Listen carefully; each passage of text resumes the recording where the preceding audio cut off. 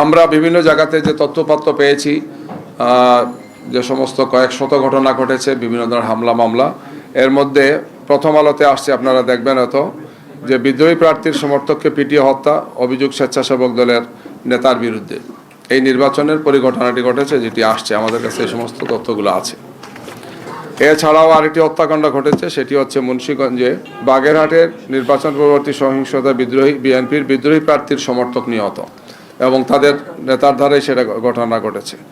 যায় দিনেও এটি আসছে। হালুয়াঘাটে নির্বাচন পরবর্তী সহিংসতা একজন শিশু এবং কয়েকজন আহত হয়েছেন।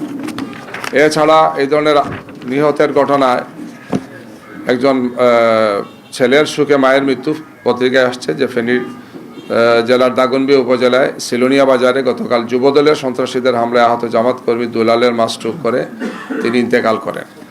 এই ধরনের ঘটনা সহ আরও অনেকগুলো আক্রমণের ঘটনা ঘটেছে, আহত করা হয়েছে, মারাত্মকভাবে কুপানো হয়েছে, বাড়িঘরে হামলা হয়েছে, সম্পত্তি জ্বালিয়ে দেওয়া হয়েছে, দোকানপাট লুটপাট করা হয়েছে। এগুলো একের পর এক ঘটনাগুলো ঘটে যাচ্ছে।